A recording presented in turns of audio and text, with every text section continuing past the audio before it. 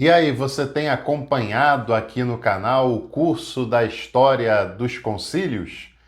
Esse já é o quinto vídeo da série, né? E hoje nós vamos falar do quarto concílio ecumênico, que é o Concílio de Calcedônia, um dos mais importantes concílios do ponto de vista cristológico. Calcedônia também não é uma das principais cidades do mundo oriental, né? Sem dúvida nenhuma, pensar em fazer um concílio, a gente que dá uma ênfase que na época até tinha, mas não tanto quanto a gente imagina hoje. A gente imagina que um concílio era um negócio gigantesco, monumental, que parava o mundo inteiro preocupado com as decisões que se tomaria lá. Mais ou menos. Mas não é bem assim, né? A vida seguia, o cristianismo ainda não tomava conta do mundo inteiro, né? Não tinha essa abrangência universal como praticamente tem hoje, ou teve na Idade Medieval, por exemplo, dentro do mundo conhecido ali do Ocidente e tal. Mas eram concílios importantes, sem dúvida nenhuma. Despertava o interesse dos bispos, das sés diferentes desse cristianismo, do Ocidente, principalmente do Oriente, no caso, e despertava também o interesse e a preocupação dos imperadores, né?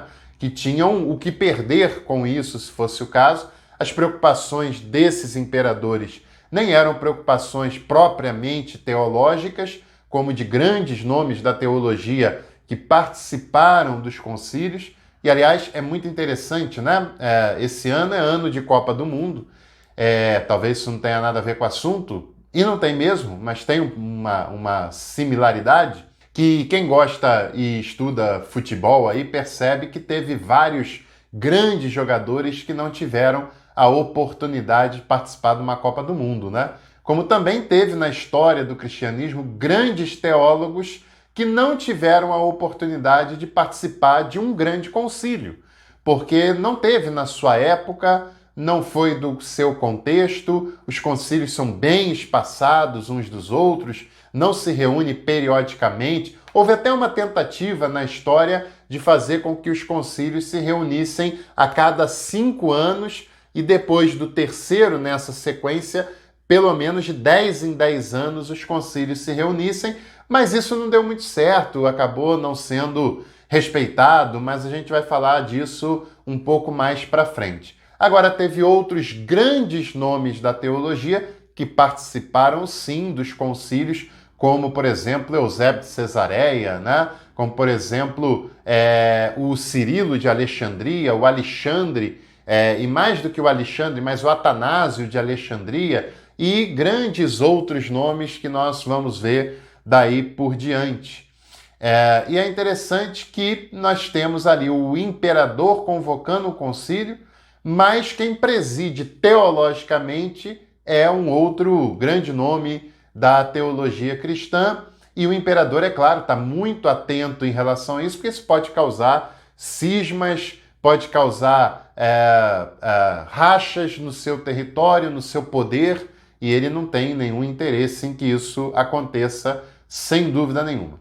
O Concílio de Calcedônia aconteceu no ano de 451, ou seja, já se passaram quase 5 séculos, quase 500 anos desde a vinda de Jesus à Terra, e a Igreja ainda tem dúvida sobre quem é Jesus, sobre qual é a sua natureza, sobre como ele harmoniza o seu ser humano e o seu ser divino. E tem um grandioso teólogo contemporâneo que você deve conhecer, que é o José Maria Castilho, que diz que as definições canônicas dos concílios, embora importantes para aquele contexto, para aquele cenário, mas elas acabam trazendo uma dificuldade muito maior do que o que os evangelhos falavam sobre Jesus, por exemplo, né? E aí os concílios vão querer afirmar a todo custo que esse Jesus de Nazaré ele era divino, que ele veio de Deus, e aí gera outras problemáticas que eles tentam corrigir e muitas vezes essas problemáticas são levantadas por interpretações alternativas que a igreja não concorda, mas a igreja ainda não sabe exatamente como é, e aí ela condena para depois afirmar. Esse é o quadro dos quase todos os concílios, né? Porém, é claro que isso não tira o mérito de boa parte da produção, da reunião e dos encontros conciliares, que apesar das questões políticas, apesar do autoritarismo em alguns casos, apesar de produzir uma fé unilateral de ser escrita, assinada para que todos abraçassem e seguissem, os concílios, sem dúvida nenhuma, eram o melhor que se podia fazer naqueles contextos específicos. Hoje a gente pode ir além e pensar em outras questões, mas graças também ao trabalho desses concílios do passado, ao trabalho dos grandes teólogos da antiguidade, das outras eras da história da igreja. Aliás, você já parou para pensar no que é uma heresia? Eu tenho um vídeo aqui mais completo no canal falando sobre isso, mas a heresia depende do ponto de vista de quem afirma a doutrina, de quem afirma o dogma, né? E para alguém ser classificado como herege, quem o classifica como tal deve se considerar o defensor da ortodoxia, da verdadeira fé, da verdadeira teologia, porque aquele herege, por qual motivo? Porque não fala aquilo que eu quero determinar como sendo a verdade. E os grandes hereges que os concílios condenam, é claro que eles desvirtuam alguns ensinamentos, vão por outro caminho, mas a grande verdade é que isso dependia também muito do lado político em que essas pessoas estavam posicionadas, né?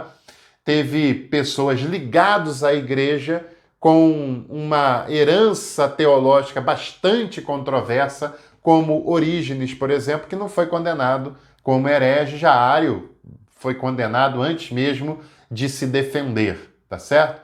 Então a heresia é um rótulo colado por alguém que se autodenomina defensor da verdadeira fé, e essa fé é verdadeira segundo a sua definição, o seu ponto de vista, e os concílios criam a doutrina, e dizer o contrário é classificar como herege, porque vai contra o que o concílio determinou que deveria ser. Então isso é interessante. Calcedônia, como eu disse, é o último dos grandes concílios da antiguidade. Você vai ver que os próximos vão perder bastante da qualidade do debate, dos argumentos do debate, das discussões, da relevância teológica dessas discussões, mas também tem a sua importância, e é o quarto concílio cristológico, né? E a coisa continua. Calcedônia foi convocado pelo imperador Marciano e teve como grande personagem teológico o considerado Papa Leão I, ou como vocês quiserem, o Papa Leão Magno, que foi bispo de Roma entre os anos de 440 a 461, 21 anos sobre o trono de Roma, né? Como bispo de Roma, como Papa.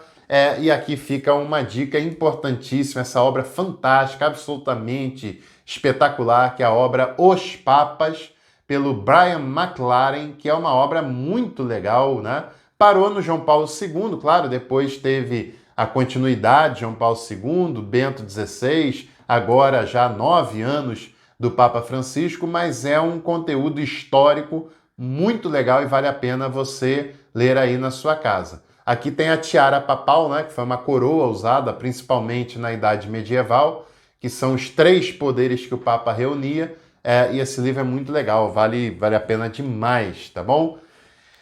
O Papa Leão I é interessante porque ele é um dos primeiros grandes nomes da Igreja Cristã a reivindicar a primazia do bispo de Roma sobre todos os outros bispos.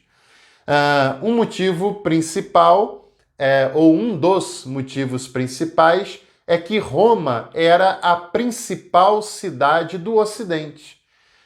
E quando havia 5 cidades importantes, Apenas Roma era uma cidade ocidental, as outras 4 eram no Oriente. Jerusalém e Antioquia, que caem logo no primeiro, segundo século, perdem influência, e Alexandria, capital cultural, e Constantinopla, a capital do Império depois do Constantino, são cidades orientais com muita força, com muita importância, sem dúvida nenhuma. Constantinopla, atual em Istambul, continua sendo a sede do patriarcado ecumênico das igrejas ortodoxas até hoje, porém lá também a sombra do imperador fazia um peso considerável em relação ao patriarca, e essa proeminência do bispo de Roma vai acontecendo, e aí, claro, um apelo à tradição pela provável passagem de Paulo e de Pedro, né, principalmente Pedro, na cidade de Roma no passado. E o Leão I, no Concílio de Calcedônia, será um dos primeiros grandes personagens a interpretar a passagem de Mateus, capítulo 16, quando Jesus e Pedro conversam. Pedro dá uma afirmativa de que Jesus era o Cristo, filho do Deus vivo, e aí Jesus fala que ele é bem-aventurado, depois completa dizendo: sobre esta pedra edificarei a minha igreja. E o Leão I foi um dos primeiros grandes nomes a interpretar essa pedra sobre a qual está fundamentada a Igreja de Cristo, como sendo o próprio Pedro e, consequentemente, os sucessores de Pedro, os sucessores do trono apostólico de Roma.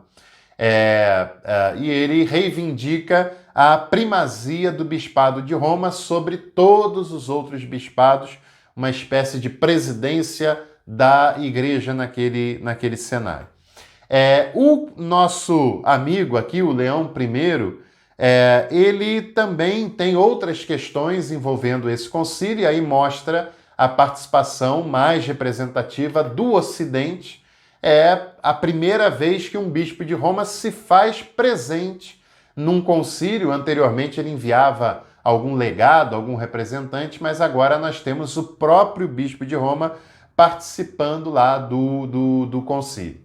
Quem que esse concílio condena? Claro, o concílio que não condena alguém não tem graça, né? O eutiquianismo, uma doutrina cristológica ligada a Eutico, que negava que Jesus tivesse duas naturezas. Para o eutiquianismo, o espírito de Jesus, a alma de Jesus, como queiram chamar, foi absorvida pelo Logos. E esse Logos, inclusive, absorveu a sua natureza humana.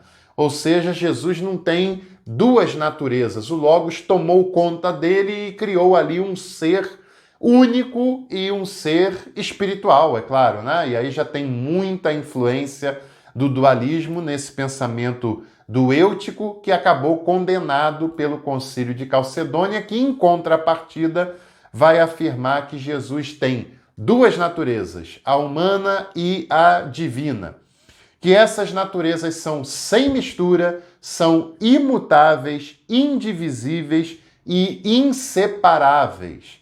E essa definição sobre as duas naturezas é a definição mais contundente sobre esse assunto, é claro, que os concílios fazem lá em Calcedônia, no caso.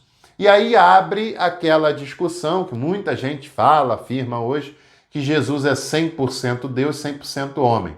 É claro que o concílio não falou dessa forma, não falou dessa maneira. Claro que essa é uma definição equivocada, e eu fiz um vídeo que vai estrear em breve aqui no canal falando sobre isso, e você não deve perder, sem dúvida nenhuma não deve perder. É só você ativar todas as notificações para ser avisado sempre que um vídeo estrear por aqui. Mas o fato é que o Concílio Calcedônia, ele praticamente encerrou o grosso, o mais importante, o mais fundamental das discussões cristológicas, e a afirmativa que deixa isso claro em Calcedônia é que Jesus tem duas naturezas, humana e divina, e essas naturezas são imutáveis, indivisíveis, inseparáveis e sem mistura.